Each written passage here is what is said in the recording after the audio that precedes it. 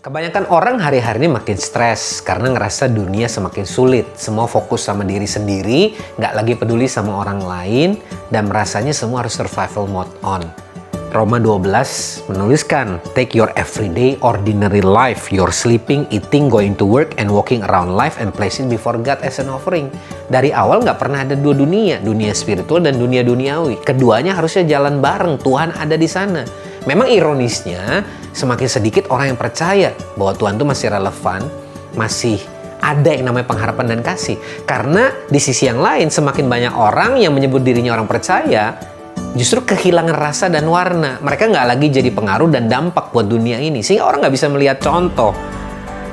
Tuhan mengasihi kita, makanya kita bisa mengasihi Dia. Kita harusnya menjadi influencers. Memperlihatkan kasih itu apa, memperlihatkan perubahan itu apa, sehingga orang lain bisa melihat dan kemudian berubah.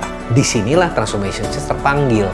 Endgame-nya to be transformed into God's image and empowered to transform the world. Lewat apa? Vehicle-nya, misinya. Empowering a generation of transformers to be the influence and impact for the world. Kita bersedia mau untuk diubahkan dan berubah menjadi transformers yang akhirnya menolong orang lain untuk juga bisa berubah. Disitulah dunia akhirnya akan melihat bahwa ada pengharapan dan Tuhan itu masih relevan lewat kesaksian hidup kita, lewat generasi transformer ini. Dan the world will become a better place seperti yang Tuhan rindukan. So join us, join the movement, and be part of a generation of transformers in Transformation Church.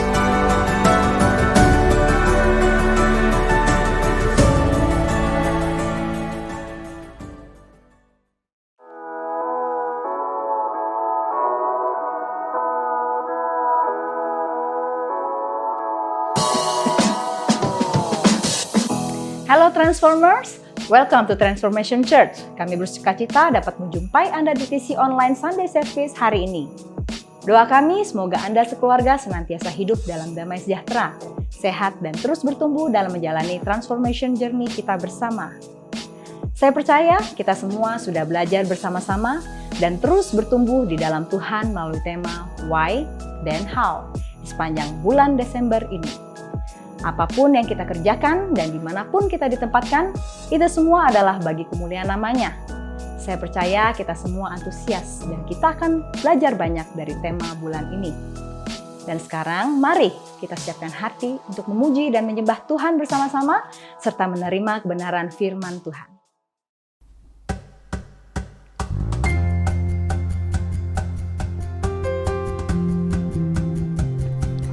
Kau terbesar dan mulia, ajaib semua perbuatanmu.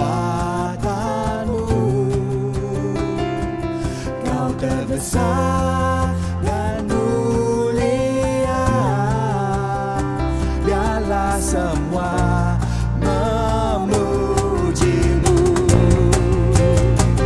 Mari kita mau memuji Tuhan, kita mau membesarkan namanya, sebab Dia Allah yang ajaib, terbesar dan termulia bagi Dia. Mari kita angkat pujian kita.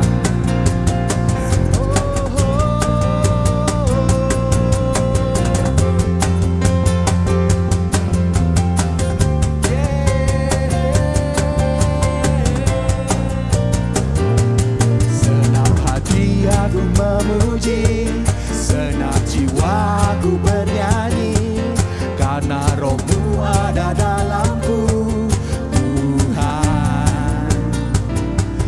Ku angkat tanganku memuji, ku angkat suaraku bernyanyi, karena Roh-Mu ada dalamku, Tuhan. Mari menari memuji, ungkapkan sukacita di hati.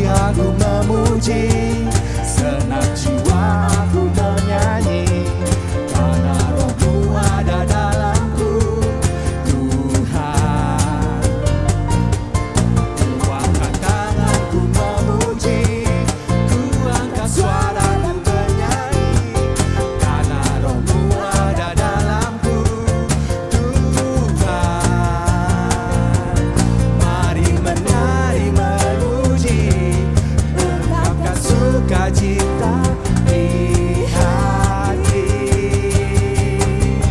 Kau berbesar dan mulia, ajaib semua perbuatanmu.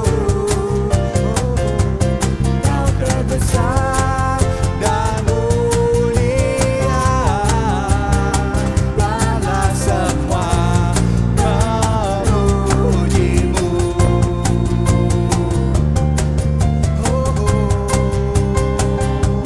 Kau Allah yang layak dipuji Tuhan. Biarlah kami meninggikan nama-Mu Tuhan. Kau terbesar dan mulia, ajaib semua perbuatanmu. Kau terbesar dan mulia, biarlah semua memujimu. Kau terbesar dan mulia, ajaib semua perbuatanmu.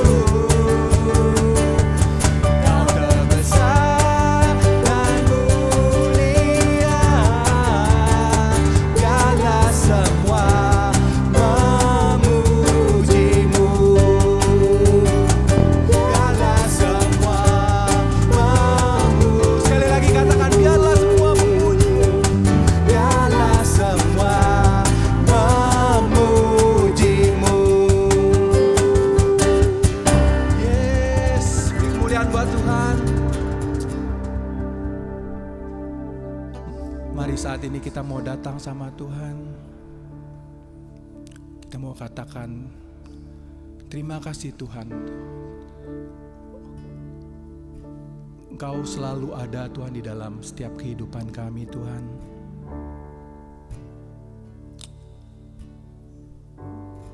Biarlah Tuhan kami datang sama Engkau Tuhan.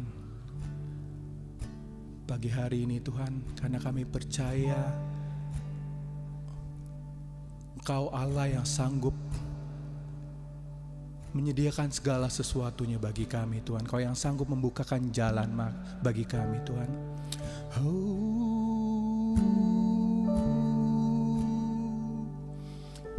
Mari angkat pujian bagi Dia. We worship You.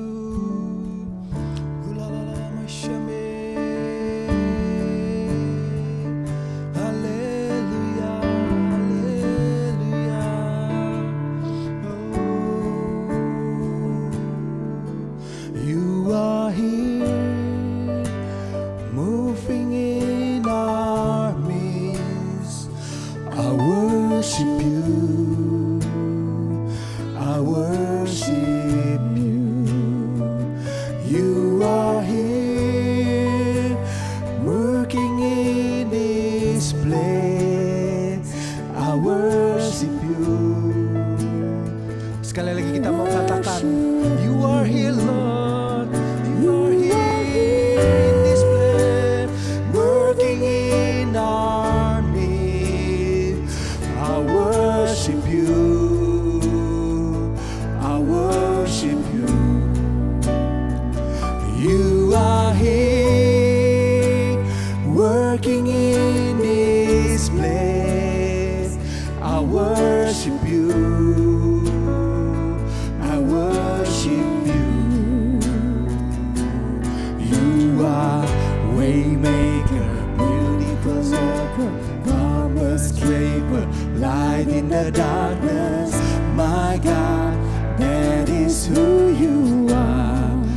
You are, You are waymaker, miracle worker, promise keeper, light in the darkness. My God, that is who You are. You are here, Lord. You are here, touching every heart. Touching every heart. I worship You. I worship You.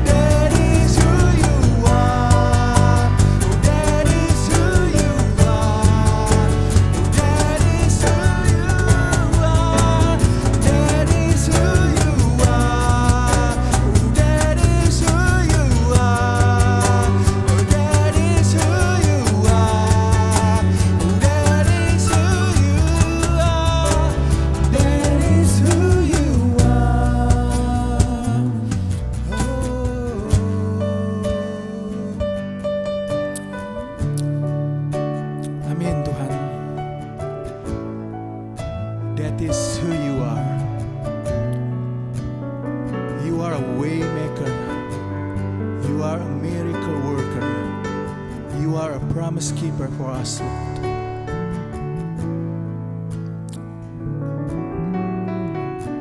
Mungkin saat ini kami dalam kondisi, dalam keadaan kami nggak mengerti, Tuhan. Mungkin saat ini kami dalam kondisi, dalam keadaan kami nggak bisa melihat, Tuhan, dengan mata kami, bahwa Engkau turut bekerja, Tuhan, di dalam apa yang terjadi di dalam hidup kami, Tuhan. Tetapi Tuhan, lewat lagu ini kita mau katakan, Tuhan, kami mau katakan, Tuhan, bahwa tidak ada yang mustahil bagi Engkau, Tuhan. Amin, Tuhan.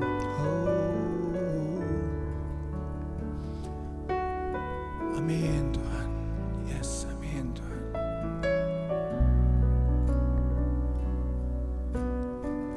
Even when I don't see it, you're working. Even when I don't feel it, you're working. You haven't stopped, you never stop working. You never stop, you never stop working. Even when I don't see it, you're working. Even when I don't feel it, you're working. You never stop working. Biarlah lagu ini menjadi pengakuan iman kita. Even when I don't see it, you're working. Even when I don't feel it, you're working. You never stop working. You never stop working. Even when I don't see it, you're working. Even when I don't feel it, you're working. You never stop working. You never stop working. Even when I don't see it, you're working.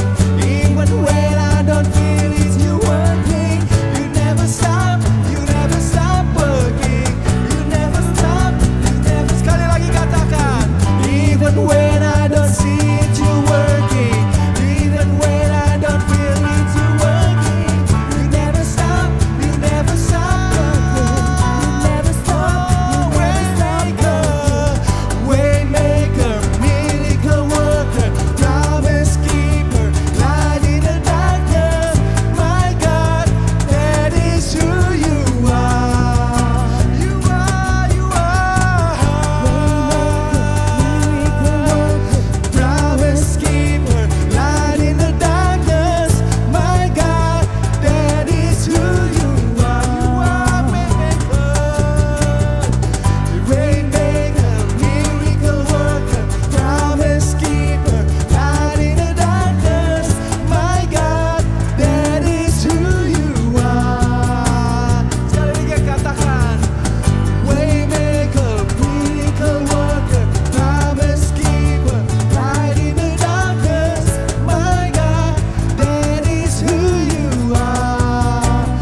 That is who you are. That is who you are. That is who you are. That is who you are. That is who you are. That is who you are. That is who you are. That is who you are. Halo Transformers, senang sekali bisa kembali menjumpai Anda di online Sunday Service hari ini. Kita masih ada di tema sepanjang Desember ini, yaitu why then how. Mengapa, baru kemudian bagaimana.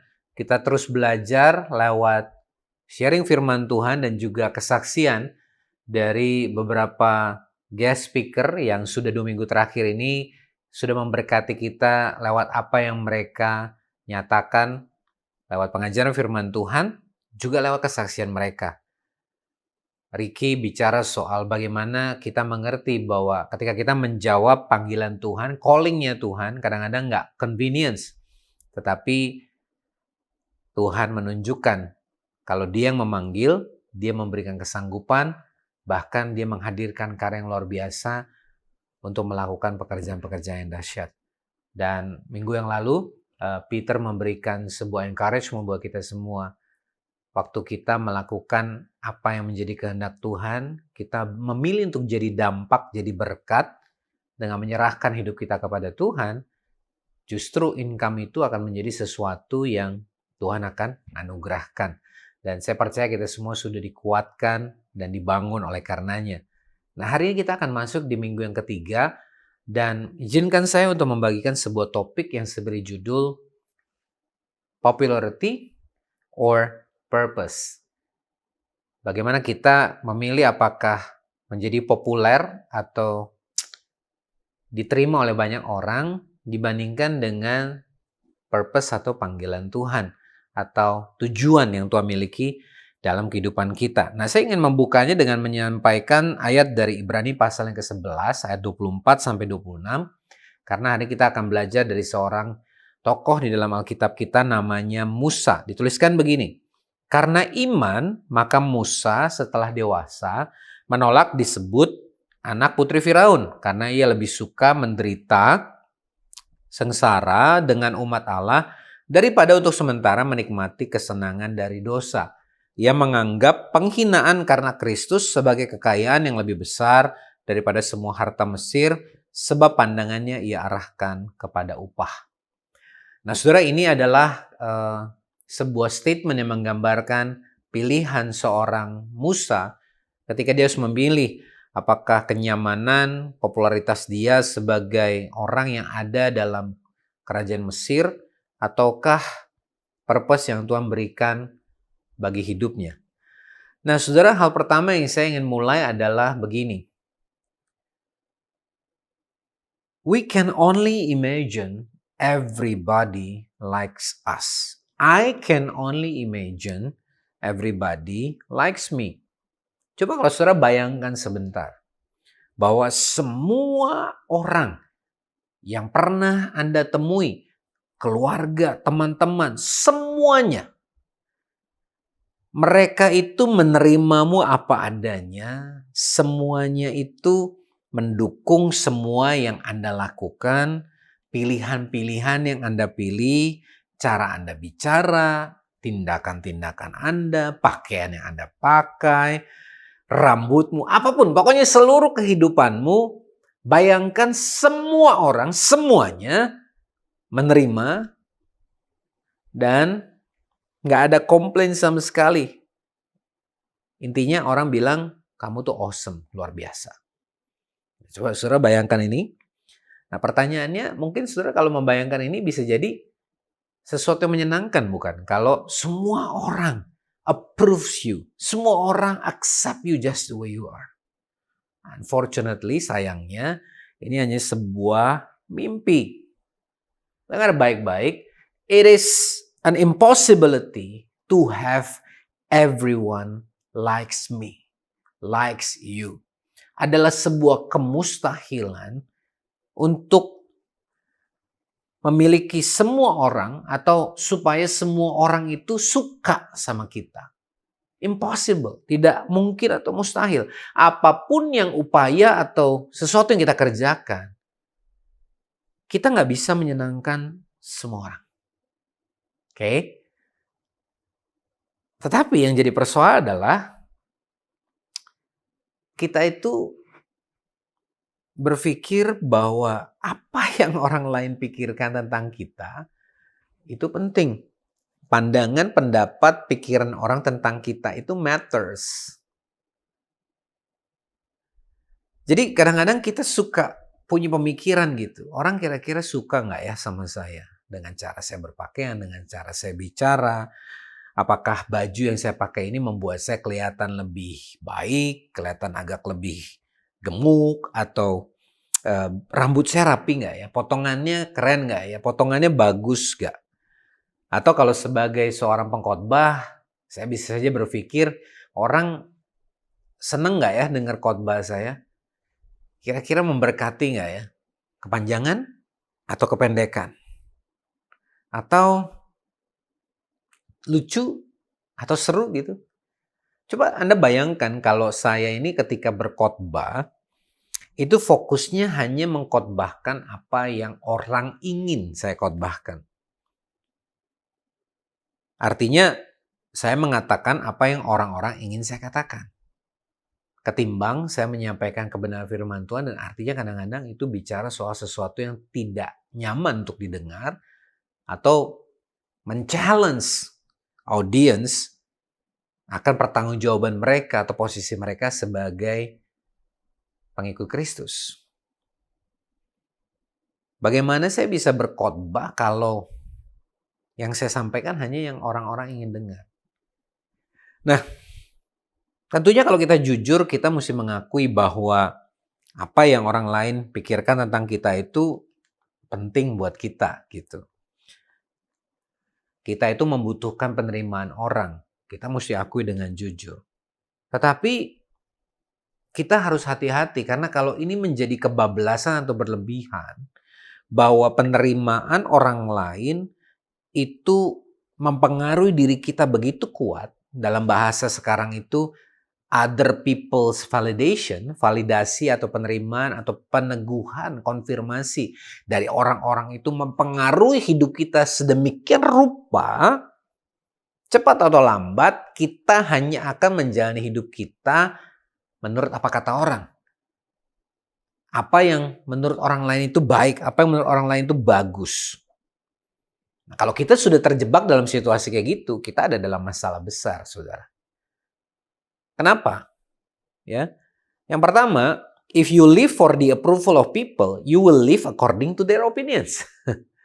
Ya, kalau kita ini hidupnya karena hanya untuk mendapatkan penerimaan dari orang-orang, maka kita hidupnya otomatis akan seperti apa yang menurut mereka harus kita jalani.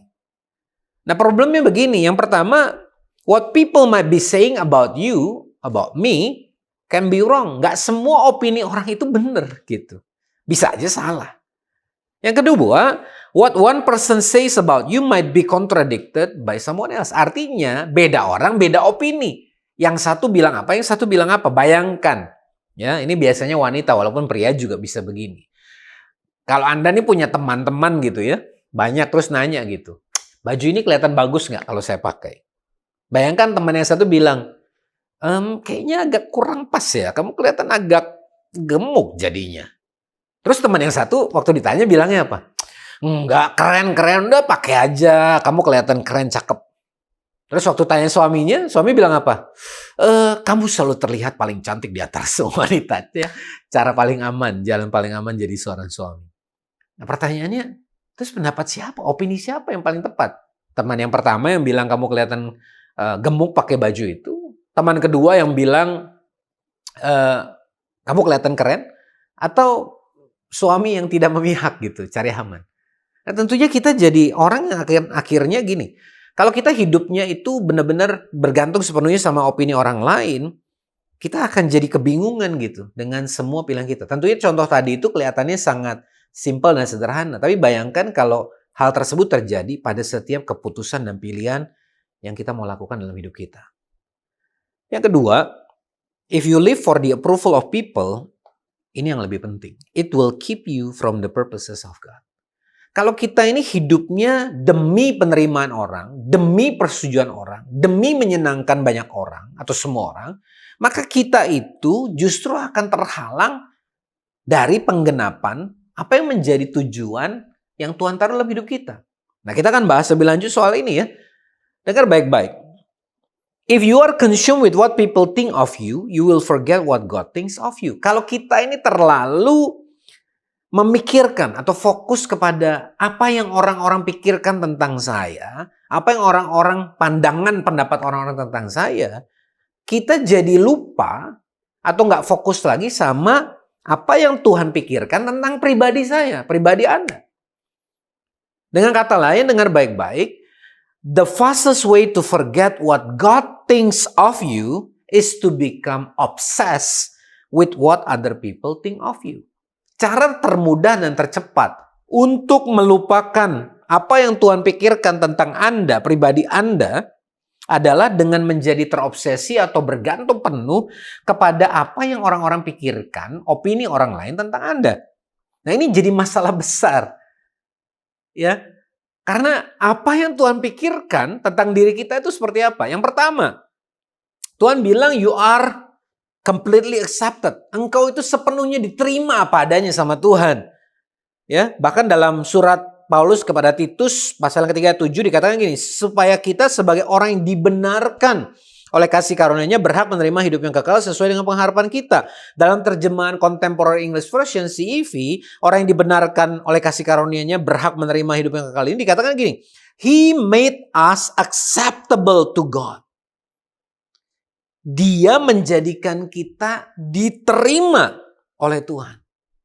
Jadi kalau saudara bertanya kepada Tuhan, Anda bertanya, Tuhan saya ini diterima apa enggak? Yang pertama yang Anda mesti ingat adalah Anda sepenuhnya diterima oleh Tuhan. Apa yang Yesus lakukan di atas kayu salib ketika dia mati dan menebus hidup kita, itu membuat kita sepenuhnya diterima oleh Tuhan. Apapun yang pernah kita lakukan dulu atau akan kita kerjakan nanti, Bapa melihat Yesus yang ada dalam hidup kita ketika kita menjadikan dia sebagai Tuhan dan Juru Selamat. Yang kedua, Tuhan bilang apa tentang kita? Yesaya 54 ayat 10, terjemahan bahasa Indonesia masa kini menuliskan gini, biarpun gunung-gunung dan bukit-bukit goyah, aku tak akan berhenti mengasihi engkau, kata Tuhan. Perjanjian damaiku akan kupegang selalu, kata Tuhan yang mengasihi engkau. The mountains and hills may crumble, but my love for you will never end. Saudara dengar baik-baik, you are unconditionally loved. Engkau dikasihi tanpa syarat oleh Tuhan. Tuhan gak bilang I love you because of karena ini. I love you if you. Enggak, Tuhan gak bilang dia mengasihimu kalau engkau melakukan sesuatu atau karena alasan tertentu. He loves you because He loves you. Karena dialah kasih. You cannot make God stop loving you because His love is not based on what you do, but on who He is. Anda tidak bisa membuat Tuhan berhenti mengasihimu karena kasihnya bukan didasarkan kepada apa yang Anda lakukan, tetapi kepada siapa pribadi Dia. Saudara dengar baik-baik, Anda itu dikasih tanpa syarat. Apalagi kata Tuhan tentang Anda, opini Tuhan tentang Anda. Roma 8 ayat 1. Demikianlah sekarang tidak ada penghukuman bagi mereka yang ada dalam Kristus Yesus. Gak ada lagi penghukuman. Artinya apa? You are totally forgiven. Ketika Anda percaya kepada Yesus sebagai Tuhan dan Juru Selamat, bahwa Dia menebus dosamu, Dia menebus hidupmu, Dia menjadikan kau baru, engkau tahu persis bahwa dosamu sudah diampuni sepenuhnya. Apalagi yang Tuhan bilang? 1 Korintus 7 ayat 23. Kamu telah dibeli dan harganya telah lunas dibayar. Karena itu janganlah kamu menjadi hamba manusia. Terjemahan Amplified tuliskan begini. You were bought with a price, a precious price paid by Christ. Kamu sudah dibeli dengan satu harga, yaitu harga yang berharga. Harga yang mahal dibayar oleh Kristus sendiri. Kalau Yesus membayar hidup Anda dan saya dengan hidupnya, artinya dengan kata lain, Anda dan saya dianggap senilai atau setara dengan nyawanya sendiri. Itu artinya apa? You are considered extremely valuable or precious. Anda itu dianggap sangat berharga di mata Tuhan. So, saudara, kalau ini adalah opini-opini yang Tuhan miliki, bayangkan kalau kita fokus kepada opini orang lain, popularity because of other people's approval, kepopuleran kita karena apa yang orang lain pikirkan atau persetujuan orang tentang kita akan punya tendensi nggak fokus sama apa yang Tuhan bilang tentang kita. Bahwa kita ini dikasihi, bahwa kita ini diampuni, bahwa kita itu diterima, bahwa kita itu dianggap berharga. Kita jadi lupa, makanya hidup kita jadi nggak kemana-mana. Itu sebabnya kita jadi nggak bisa menjalani hidup untuk memenuhi apa yang menjadi purpose Tuhan dalam hidup kita. Makanya hari ini kita mau belajar bagaimana we choose purpose over popularity. Bagaimana kita memilih purpose Tuhan, tujuan Tuhan dalam hidup kita, lebih daripada sekadar menjadi orang yang populer atau diterima oleh banyak orang. Nah, saudara, saya mau kita semua hari ini mendapatkan poin-poin dengan penting. Ada 3 poin penting yang saya mau sampaikan buat Anda. Yang pertama, purpose diminishes distraction. Purpose atau tujuan Tuhan itu akan menghilangkan distraksi atau hal-hal yang mengalihkan perhatian kita.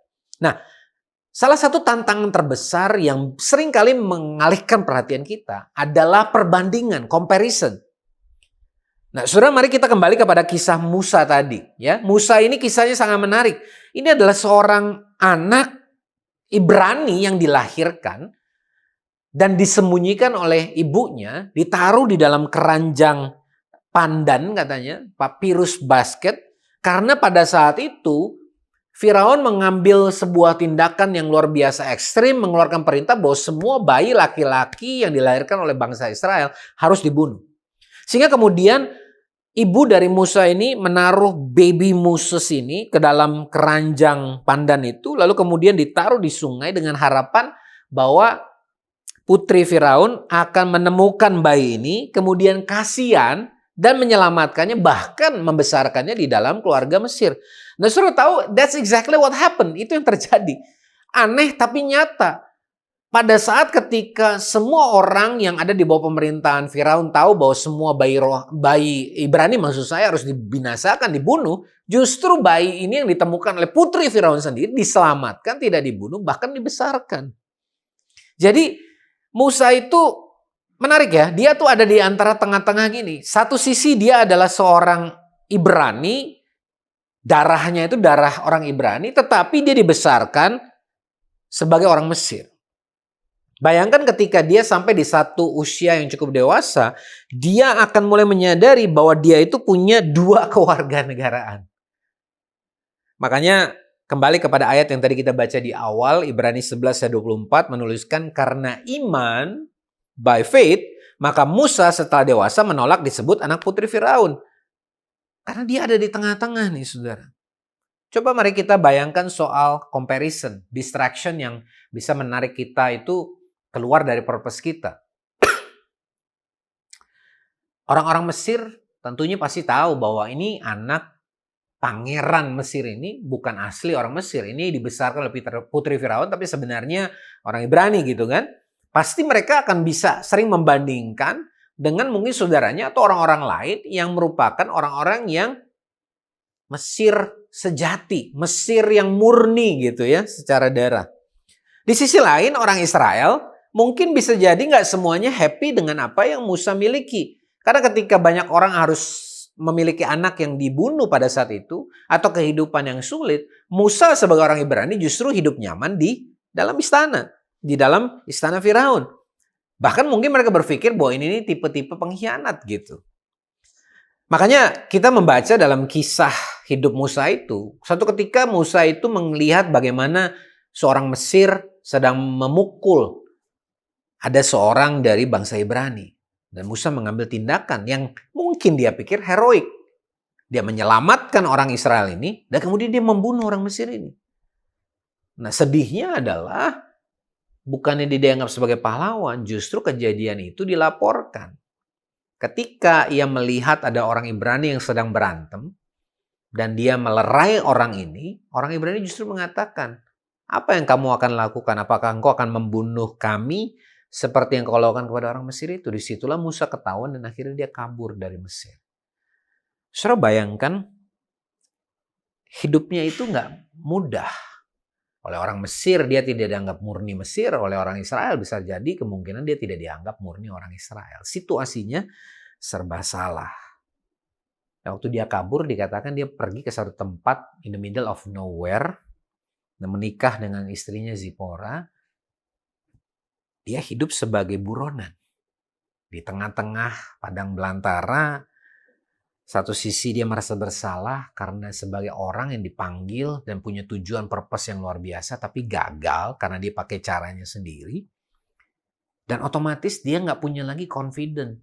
Sekalipun dia dibesarkan sebagai seorang pangeran, dia merasa bahwa dia sudah gagal total. Dia nggak punya lagi kepercayaan diri, dia nggak punya lagi keyakinan. Bahkan mungkin dia berpikir purpose Tuhan itu sudah berakhir dalam hidupnya.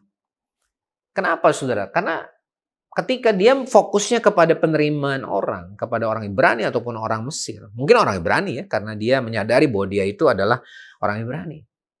Tapi justru disitulah dia nggak bisa menghidupi apa yang menjadi tujuan Tuhan. Karena dia pakai cara dia sendiri. Sampai akhirnya Tuhan datang dan memunculkan, menampakkan dirinya kepada Musa lewat semak berapi tapi tidak terbakar ya. Dengan sebuah purpose yang baru. Untuk pergi kepada Firaun dan berkata, bebaskan umatku. Let my people go. Nah, saudara, tentunya dalam posisi mari kita tempatkan diri kita seperti Musa. Musa mungkin berpikir ini pasti salah. Saya ini orang yang gagal, orang yang sudah, karena mungkin dia ingin diterima oleh bangsanya sendiri, dia sudah melakukan tindakan-tindakan yang salah. Lalu kemudian Tuhan panggil untuk menyelamatkan orang Israel. Buronan loh, dia ini buronan. Waktu dia datang mungkin orang Mesir nggak akan nganggap dia lah, ini buronan kok. Tapi di sisi lain orang Israel belum tentu percaya. Lah kamu kan dulu pangeran yang membunuh orang Mesir. Bagaimana saya bisa yakin bahwa Tuhan pasti memilih kamu? Kenapa nggak orang lain aja yang Tuhan pakai? Misalkan Harun gitu, kakaknya memang tinggal bersama-sama mereka dan mengalami penderitaan seperti mereka. Makanya ketika Musa dipanggil Tuhan, kalau kita baca dalam kitab Ulangan, kita akan mencatat, kitab Keluaran maksud saya, kita akan lihat bagaimana Musa itu nego terus sama Tuhan. Dia bilang, Tuhan utus yang lain aja, Tuhan aku nggak pandai bicara, Tuhan dan ini dan itu. Sebab dia sendiri tahu bahwa dia ini ngerasa dia nggak layak. Tapi ini dengar baik-baik bahwa kita semua yang mengalami sebuah situasi di mana kita ini mungkin sudah gagal, kita merasa kita kehilangan purpose Tuhan. Ini prinsip yang sama yang Tuhan berikan kepada Musa. God's purpose for you trumps what others think your purpose should be every single time. Purpose-nya Tuhan, tujuan Tuhan dalam hidupmu atau bagi hidupmu, itu akan mengalahkan dan mengatasi apa yang orang lain bahkan pikirkan tentang purpose-nya kamu. Setiap kali. Semua orang bisa mengatakan apa yang menurut mereka itu purpose-nya kita. Harusnya kamu tuh begini, harusnya kamu jadi ini dan itu. Sepanjang hidup kita akan ada banyak orang yang mungkin mengatakan itu. Tetapi saudara dengar baik-baik, kalau kita fokus kepada God's purpose dalam hidup kita, bagaimana purpose-nya Tuhan dalam hidup kita, maka apapun yang orang lain mau katakan, kita akan fokus kepada purpose-nya Tuhan. Purpose Tuhan dari awal kepada Musa nggak pernah berubah, bahwa dia dibangkitkan untuk menjadi penyelamat bangsa Israel, membawa bangsa Israel keluar dari Mesir dan masuk ke tanah perjanjian. Apapun yang Musa lakukan dan apapun yang orang lain katakan tentang dia tidak pernah menggagalkan dan mengubah purpose Tuhan dalam hidup Musa. Demikian juga purpose Tuhan dalam hidupmu, apapun yang kau alami, sekalipun kau kelihatan gagal menurut ukuran dunia dan menurut ukuran banyak orang, kau bukan lagi orang yang cocok, orang yang layak, tapi purpose Tuhan selalu mengatasi apa yang orang lain pikirkan tentang dirimu. Saudara catat nih baik-baik. Purpose Tuhan dalam hidupmu gak akan pernah gagal. Purpose Tuhan dalam hidupmu gak akan bisa digagalkan hanya oleh karena apa yang orang lain katakan tentang dirimu. Saudara dengar baik-baik. Kalau mungkin hari ini kita belum bisa mengerti, tapi saya nggak tahu purpose Tuhan dalam hidup saya ini apa sih spesifiknya. Gini, yang paling gampang adalah begini. Kalau kita ini dibawa Tuhan untuk ada di tengah-tengah dunia, dimanapun kita ditempatkan, dengar baik-baik. Purpose Tuhan dalam hidupmu itu simple. Supaya kita hidup di dalam kasih dan ketaatan kita kepada Tuhan dan firman-Nya, itu satu. Dan yang kedua, supaya kita membagikan kasih dan kebenaran itu kepada orang-orang di sekitar kita. Itu aja. Supaya kita mengalami kasih, supaya kita mengalami kebenaran firman Tuhan, taat kepada firman Tuhan itu, kemudian kita membagikan kasih yang dari Tuhan itu dan kebenarannya. Itu yang transformation saya percaya. Truth and compassion, kebenaran dan belas kasihan. Itu yang Tuhan mau kita bawa kemanapun kita pergi. Udah itu aja dulu. Kita nggak perlu berpikir terlalu jauh tentang specific purpose kalau memang kita belum dapatkan. Tapi paling tidak itu yang menjadi fokus kita. Nah bayangkan kalau kita fokusnya bukan kepada pleasing other people, to be popular, menyenangkan orang lain untuk menjadi orang yang populer. Tetapi kita fokusnya to pleasing Christ, to pleasing God. Maka kita akan jadi orang-orang yang nggak lagi mudah goyah hanya karena orang lain menerima kita atau enggak. Apa yang orang lain katakan tentang kita. Kalau kita berjalan setiap hari ketika kita melakukan pekerjaan kita, usaha kita, pelayanan kita, apa yang kita kerjakan, fokusnya kepada pleasing God, menyenangkan Tuhan untuk menggenapi purpose Tuhan tadi itu, maka kita akan mudah menghilangkan atau mengalahkan distraction, yaitu apa yang orang lain katakan, perbandingan-perbandingan, pernyataan-pernyataan orang tentang diri kita.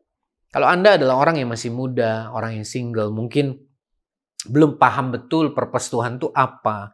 Ingat, tadi kita tahu bagaimana kita hidup di dalam kasih Tuhan, ketaatan akan kebenaran firman, kemudian membagikan kasih dan kebenaran itu pada orang lain. Itu aja fokusnya. Mungkin orang lain, teman-temanmu akan bilang, ya ilah, katro banget nih, cupu banget nih. Kamu nih anak muda yang nggak asik nih. Nggak keren, nggak slay kalau kata anak sekarang. Karena apa? Memilih untuk melakukan apa yang benar. Menjaga kekudusan, menjaga tontonan yang ditonton, hidup dalam kebenaran. Sehingga jadi aneh, nggak populer. Karena Anda tahu tujuanmu adalah untuk dipakai Tuhan. Artinya memelihara kekudusan sampai dengan pernikahan yang diberkati Tuhan. Anda memilih untuk tidak having free sex, sex before marriage. Anda memilih untuk punya hubungan yang kudus dengan teman-temanmu. Pilihan yang nggak populer, tapi itu akan menjadikanmu kuat. Ketika orang lain bilang, kamu begini, kamu begitu. Fokus kepada apa yang Tuhan sudah tetapkan sebagai purpose untuk dipakai buat alat kemuliaannya Tuhan. Itu yang akan menguatkan kita. Ada di antara saudara mungkin yang sekarang sedang berupaya untuk hidup benar dalam keuangan. Mungkin Anda pernah terlibat hutang atau dalam situasi yang sulit dan berusaha ingin keluar. Anda hidup sederhana, nggak macam-macam, nggak sering jalan-jalan, nggak sering keluar makan, semuanya serba sederhana, pakai kendaraan yang sudah bertahun-tahun. Mungkin ada banyak orang meledek, menghina, mencibir, ngomongin. Tapi Anda tahu persis bahwa Anda bukan sedang mengejar approval orang lain. Orang mau bilang saya pakai mobil apapun, saya pakai baju apapun, saya makan di mana, nggak penting. Yang penting saya tahu saya mau melakukan apa yang benar sesuai dengan purpose Tuhan dalam hidup saya. Saya mau jadi orang yang jujur, saya mau jadi orang yang menjadi pengelola keuangan yang baik. Saya mau memberikan persembahan kepada Tuhan. Saya mau ikut ambil bagian dalam pekerjaan Tuhan. Saya mau jadi berkat bagi orang. Saya nggak mau fokus hanya untuk menyenangkan diri saya sendiri. Dan saya mau bertobat dari dosa-dosa keuangan saya di masa yang lalu. Saudara, purpose Tuhan akan membuat engkau kuat sehingga mengalihkanmu dari distraksi apa yang orang ngomong. Mungkin di dalam pekerjaan, punya bos yang tiap hari kerjanya marah-marah melulu. Banyak orang gosipin, banyak orang ngatain di belakang, bikin grup WhatsApp tersendiri yang gak ada bosnya. Tapi Anda memilih untuk tetap punya sikap hormat. Anda memilih untuk mengekspresikan respect dan kasih Tuhan itu kepada bosmu. Nah, orang lain mungkin bilang penjilat ini cuma mau demi disayang bos dan segala macam. Tapi Anda tahu melakukan apa yang benar, doing extra mile. Karena Tuhan bilang kamu perlu jadi orang yang excellent, melakukan yang terbaik. Apapun yang kamu lakukan seperti untuk Tuhan, bukan untuk manusia. Waktu kita fokus kepada purpose-nya Tuhan, kita akan punya kekuatan untuk mengalihkan diri kita dari hal-hal yang bisa mendistraksi kita. Perbandingan-perbandingan yang orang lain katakan tentang kita, bahkan perkataan-perkataan orang. Doa saya saudara boleh dikuatkan lewat apa yang baru saja kita dengar. Yang kedua, purpose pushes you through the pain. Purpose Tuhan, tujuan Tuhan dalam hidup kita akan mendorong kita untuk bisa kuat melewati penderitaan, melewati persoalan, melewati tantangan. Hal-hal yang sulit yang kita harus alami. Dengar baik-baik saudara, whenever you are doing what God has called you to do, your spiritual enemy will resist you and there will be pain.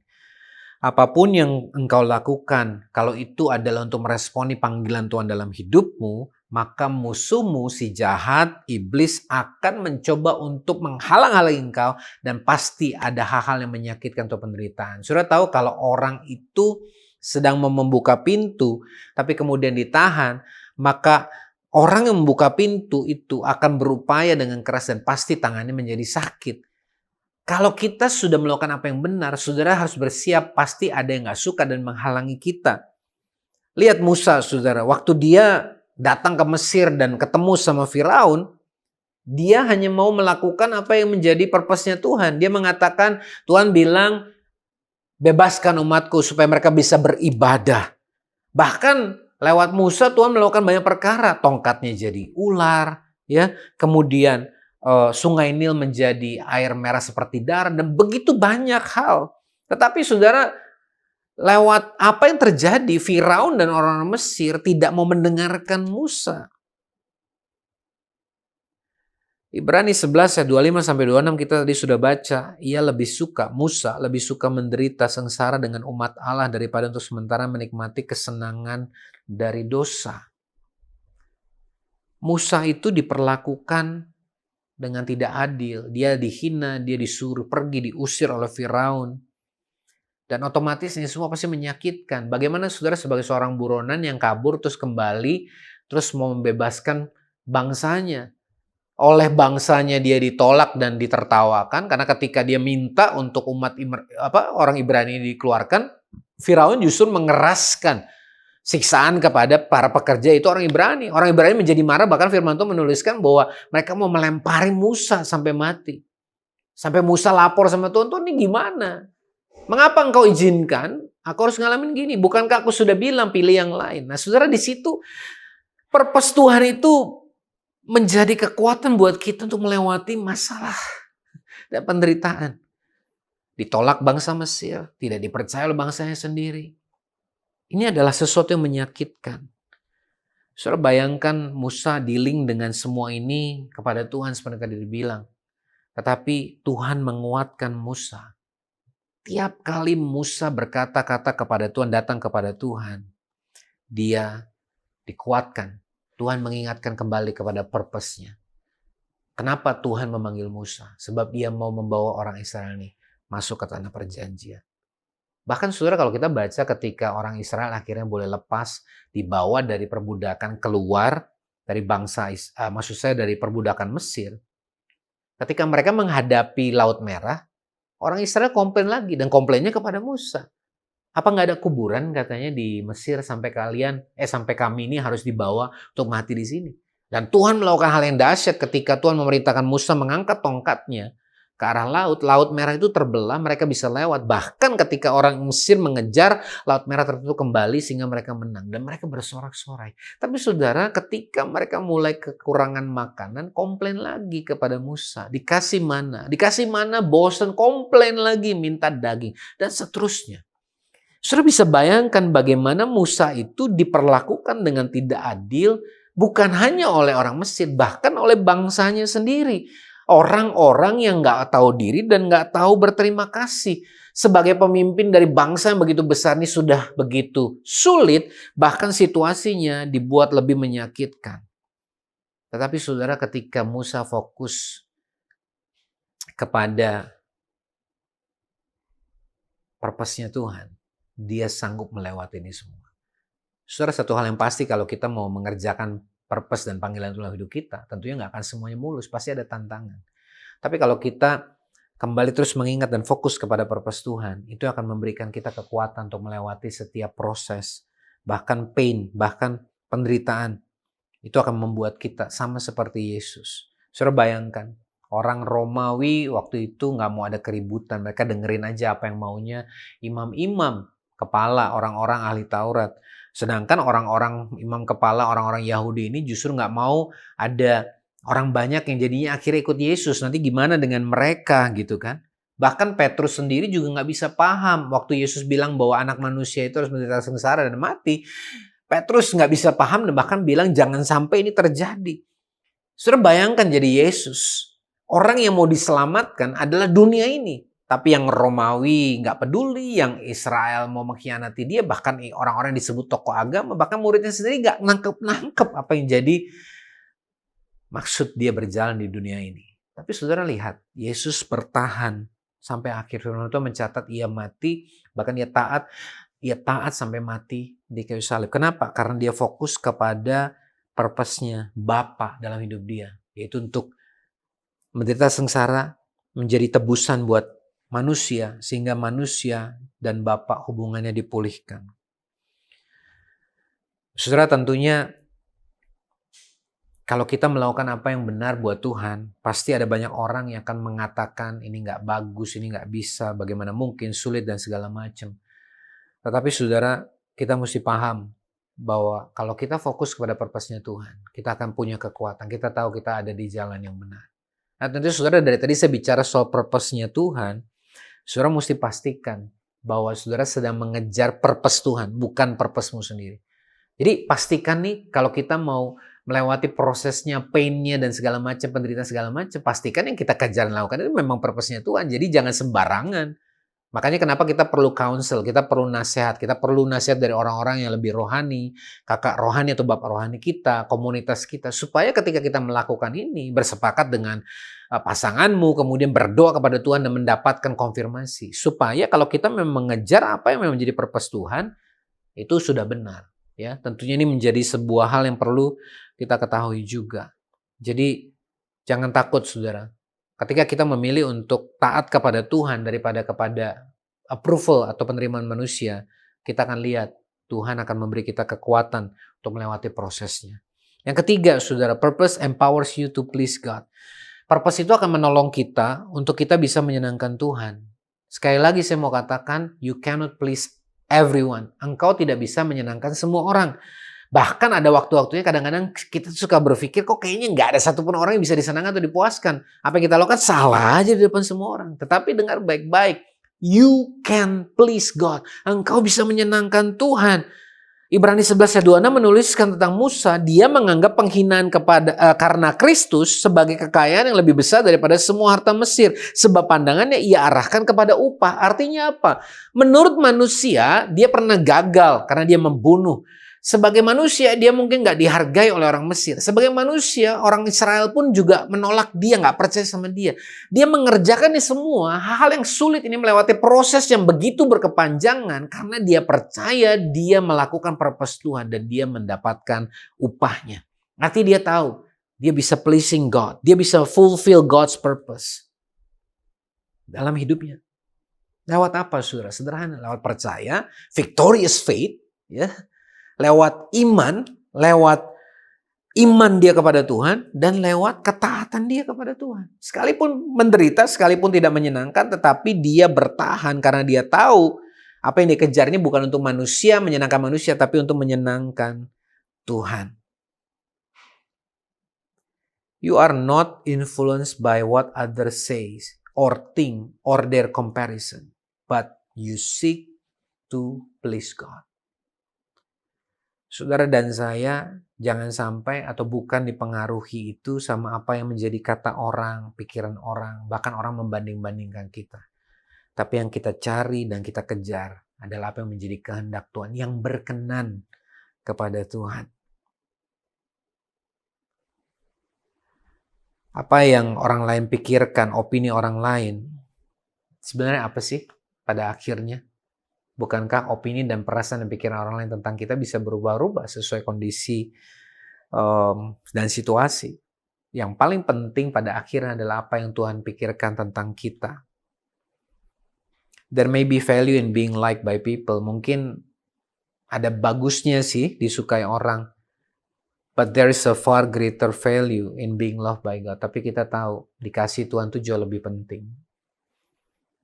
There may be value in your comfort. Mungkin waktu kita nyaman itu memang baik gitu, but there is far greater value in God's calling. Tapi waktu kita menjawab panggilan Tuhan seperti yang kita dengar dari sharing Ricky, it may not be convenience, tapi pada akhirnya itu akan mendatangkan kebaikan dan kemuliaan bagi Tuhan, dan kita boleh ambil bagian, kata Peter, dari sukacitanya Tuhan.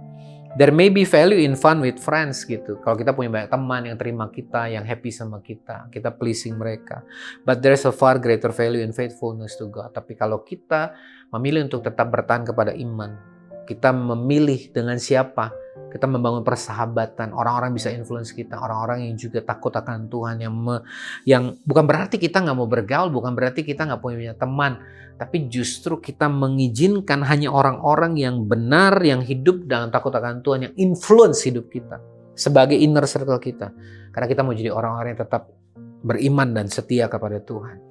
Dan sekali lagi yang terakhir, saudara, there may be value in being popular. Mungkin kelihatannya enak dan baik kalau populer, dikenal banyak orang gitu ya, disenangi semua orang. But there is far greater value in serving God's purpose. Tapi hidup yang mengejar penggenapan akan purpose-nya Tuhan, tujuan Tuhan hidup kita, itu jauh lebih bernilai.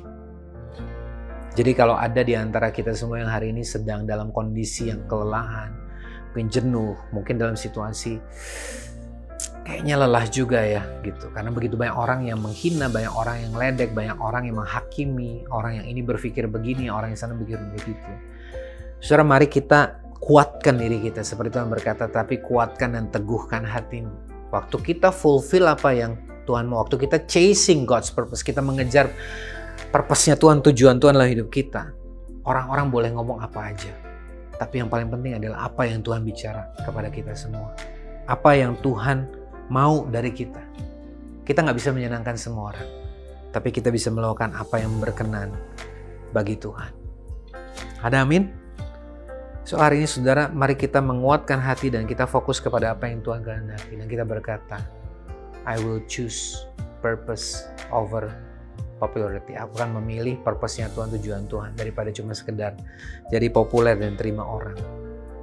Dan saya percaya waktu kita memilih purpose-nya Tuhan, Tuhan gak tinggal diam. Pembelaan itu datangnya dari Tuhan.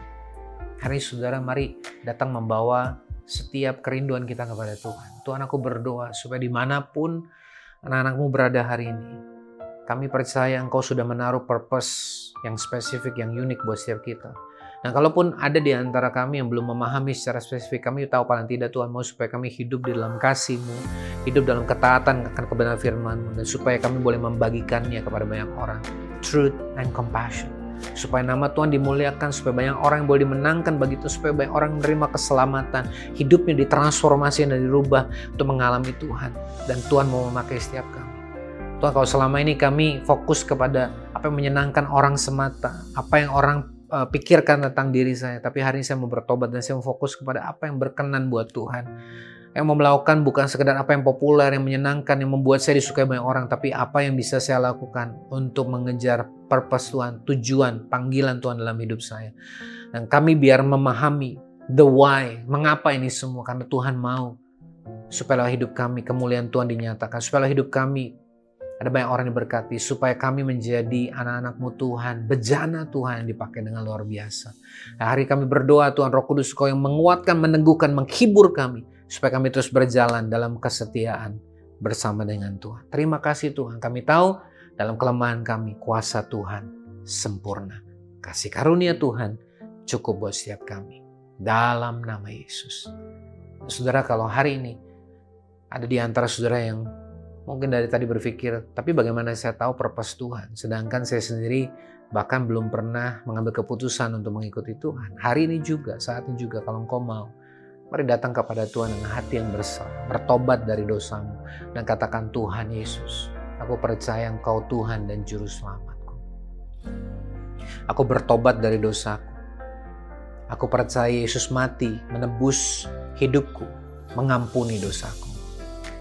Dan mulai hari ini, Engkau yang memimpin hidupku. Dan aku percaya, Engkau yang akan terus menjadi penguasa, menjadi Tuhan atas hidupku. Di dalam nama Yesus. Kau saudara baru berdoa demikian dengan sungguh hati dan kau menyerahkan hidup kepada Tuhan. Kau akan lihat, Tuhan akan menuntun engkau, Roh Kudus akan menuntun engkau dalam perjalanan untuk menggenapi apa yang jadi purpose dalam hidup. Hidupmu gak akan pernah sama lagi. Orang lain akan tetap banyak opini dan berpikir tentang kau, tapi dengar baik-baik. Tuhan mengasihimu, Tuhan melihat potensi hidupmu, Tuhan yang sudah memanggil engkau. Dan kalau Dia yang sudah memulai apa yang baik di dalam kamu, Dia akan meneruskannya sampai pada hari Kristus Yesus, sampai semua purpose itu, janji-janji Tuhan itu digenapi dalam hidup. Terima kasih Tuhan, kami serahkan setiap kami dalam tangan-Mu, biar hari ini kami boleh diteguhkan dan kami boleh terus berjalan di dalam perjalanan kami untuk menggenapi purpose Tuhan dalam hidup kami. Terima kasih Tuhan, kami sungguh mengucap syukur dan kami serahkan setiap kami hanya ke dalam tangan kasih karunia-Mu. Dan setiap kita yang percaya, kita sama-sama katakan, amin. Puji Tuhan, thank you Pastor Bambang buat sharing dan pengajaran firman Tuhan yang sudah dibagikan. Saya percaya kita semua sudah diinspirasi dan diberkati. Anda bisa membagikan link TC Online Sunday Service hari ini kepada keluarga dan teman, sehingga mereka juga boleh diberkati dan dikuatkan. Anda juga bisa memfollow Instagram @transform.indonesia dan subscribe YouTube channel Transformation Church Indonesia.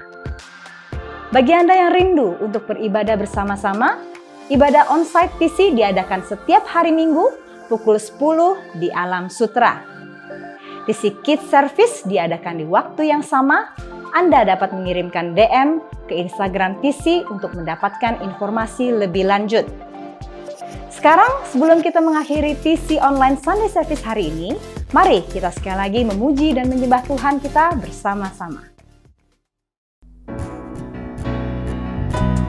Bless the Lord, oh my soul. Oh my soul. Worship His holy name. Sing like never before. Oh my soul, I worship Your holy name. Bless the Lord, oh my soul. Oh my soul. Worship His holy name. Sing like never before. Oh my soul. Worship Your holy name. Worship Your holy name. I worship Your holy name. I worship Your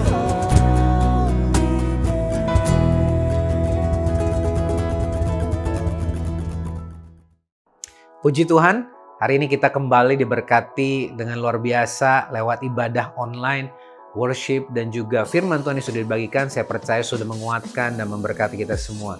Mari saudara, biarlah kita menjadi orang-orang yang bukan hanya luar biasa di tengah-tengah gereja dan pelayanan kita, tapi dimanapun kita ditempatkan, di tengah-tengah marketplace, di keluarga, di lingkungan, dimanapun kita ditempatkan yang Tuhan sudah percayakan buat setiap kita boleh tetap jadi garam, jadi terang, jadi berkat di sana, dan Kristus boleh dinyatakan lewat hidup setiap kita.